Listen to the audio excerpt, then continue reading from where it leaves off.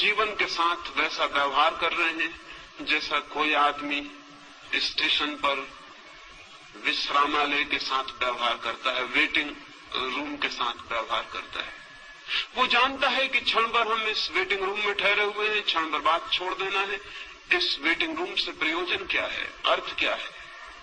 वो वहां मूंगफली के छिलके भी डालता है, पान भी थूक देता है, गंदा भी करता है, और फिर भी सोचता है मुझे क्या प्रयोजन है, क्षण भर बाद मुझे चले जाना है। जीवन के संबंध में भी हम इसी तरह का व्यवहार कर रहे हैं। जहां से हमें क्षण भर बाद चले जाना है, वहां सुंदर और सत्य की खोज और निर्माण करने की जरूरत क्या है? लेकिन मैं आपसे कहना चाहता हूं, जिंदगी जरूर हमें छोड़ के चले जाना है, लेकिन जो असली जिंदगी है उसे हमें कभी भी छोड़ने का कोई उपाय नहीं। हम ये घर छोड़ देंगे, ये स्थान छोड़ देंगे, लेकिन जो जिंदगी का सत्य है वो सदा हमारे साथ होगा, वो हम स्वयं हैं। स्थान बदल जाएंगे, मकान बदल जाएंगे, लेकिन जिंदगी हमारे साथ होगी, उसके बदलने का कोई उपाय नहीं। और सवाल ये नहीं है कि जहां हम ठहरे थे उसे हमने सुंदर किया था, जहां हम रुके थे वहां हमने प्रीति कर हवा पैदा की थी, जहां हम 2 क्षण को ठहरे थे वहां हमने आनंद का गीत गाया था। सवाल ये नहीं है कि वहां आनंद का गीत हमने गाया था, सवाल ये है कि जिसने आनंद का गीत गाया था उसने भीतर आनंद के और बड़े संभावनाओं के द्वार खोल लिए। जिसने उस मकान को सुंदर बनाया था उसने और बड़े सौंदर्य को पाने की क्षमता उपलब्ध कर ली। जिसने 2 क्षण उस वेटिंग रूम में भी प्रेम के बिताए थे उसने और बड़े प्रेम को पाने की पात्रता अर्जित कर ली। हम जो करते हैं उसी से हम निर्मित होते हैं।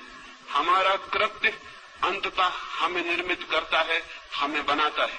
हम जो करते हैं वही धीरे धीरे हमारे प्राण और हमारी आत्मा का निर्माता हो जाता है। जीवन के साथ हम क्या कर रहे हैं इस पर निर्भर करेगा कि हम कैसे निर्मित हो रहे हैं। जीवन के साथ हमारा क्या व्यवहार है इस पर निर्भर होगा कि हमारी आत्मा किन दिशाओं में यात्रा करेगी, किन मार्गों पर जाएगी, किन नए जगतों की खोज करेगी। जीवन के साथ हमारा व्यवहार हमें निर्मित करता है। ये अगर स्मरण हो तो शायद जीवन को असार व्यर्थ मानने की दृष्टि हमें भ्रांत मालूम पड़े, तो शायद हमें जीवन को दुखपूर्ण मानने की बात गलत मालूम पड़े, तो शायद हमें जीवन से विरोधी रुख अधार्मिक मालूम पड़े। लेकिन अब तक धर्म के नाम पर जीवन का विरोध ही सिखाया गया है। सच तो यह है कि अब तक का सारा धर्म मृत्युवादी है, जीवनवादी नहीं।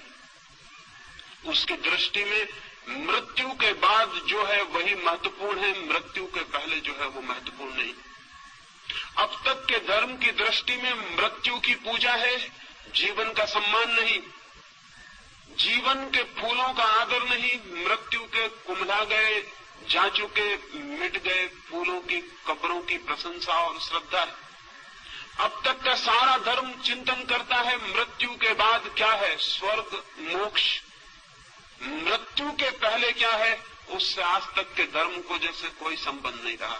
और मैं आपसे कहना चाहता हूं, मृत्यु के पहले जो है अगर हम उसे ही संभालने में असमर्थ हैं तो मृत्यु के बाद जो है उसे हम संभालने में कभी भी समर्थ नहीं हो सकते। मृत्यु के पहले जो है अगर वही व्यर्थ छूट जाता है तो मृत्यु के बाद कभी भी सार्थकता की कोई गुंजाइश, कोई पात्रता हम अपने में पैदा नहीं कर सकेंगे। मृत्यु की तैयारी भी इस जीवन में जो आज पास है, मौजूद है, उसके द्वारा करनी। मृत्यु के बाद भी अगर कोई लोक है तो उस लोक में हमें उसी का दर्शन होगा जो हमने जीवन में अनुभव किया है और निर्मित किया है। लेकिन जीवन को भुला देने की, जीवन को विस्मरण कर देने की बात ही अब तक कही गई। मैं आपसे कहना चाहता हूं, जीवन के अतिरिक्त न कोई परमात्मा है, न हो सकता है।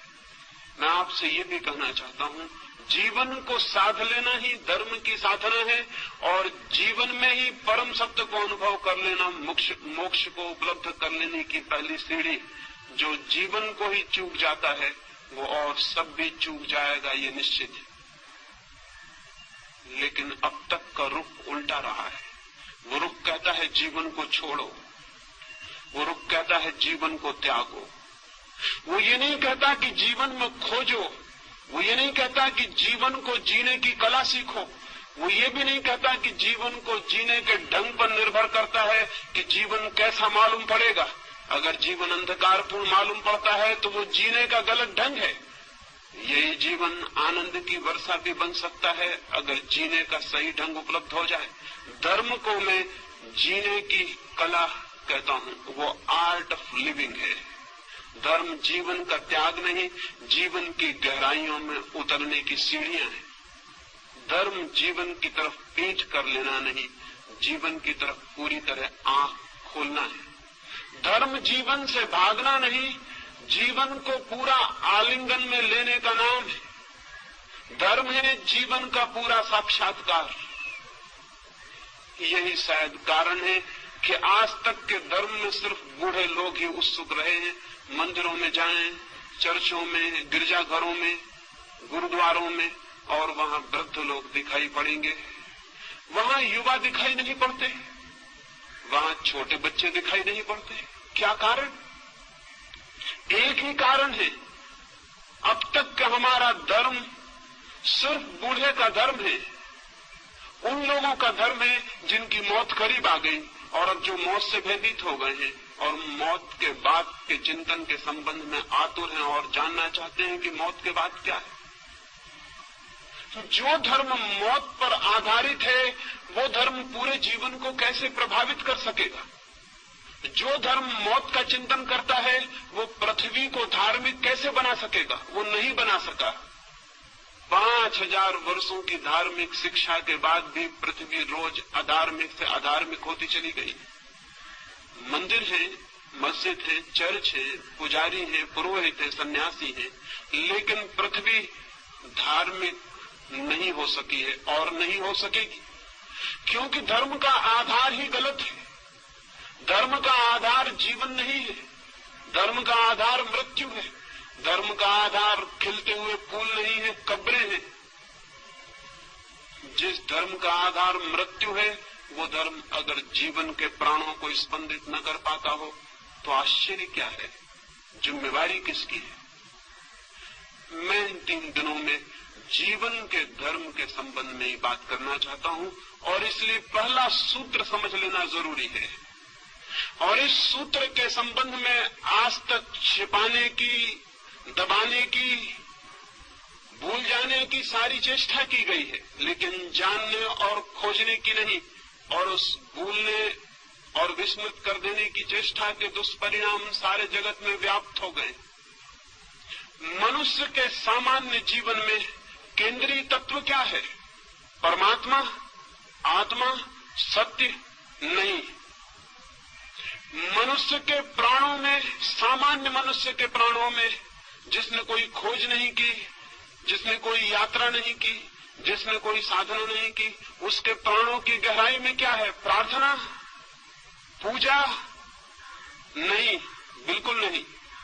अगर हम सामान्य मनुष्य के जीवन ऊर्जा में खोज करें, उसकी जीवन शक्ति को हम खोजने जाएं, तो न तो वहां परमात्मा दिखाई पड़ेगा, न पूजा, न प्रार्थना, न ध्यान, वहां कुछ और ही दिखाई पड़ेगा। और जो दिखाई पड़ेगा उसे भुलाने की चेष्टा की गई है, उसे जानने और समझने की नहीं।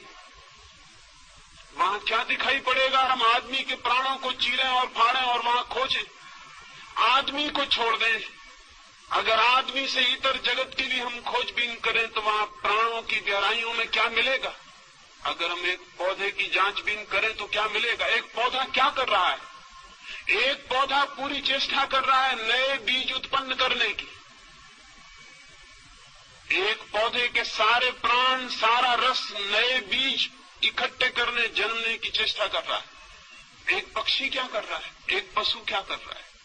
अगर हम सारी प्रकृति में खोजने जाएं तो हम पाएंगे सारी प्रकृति में एक ही क्रिया जोर से प्राणों को घेर कर चल रही है, और वो क्रिया है सतत सृजन की क्रिया, वो क्रिया है क्रिएशन की क्रिया, वो क्रिया है जीवन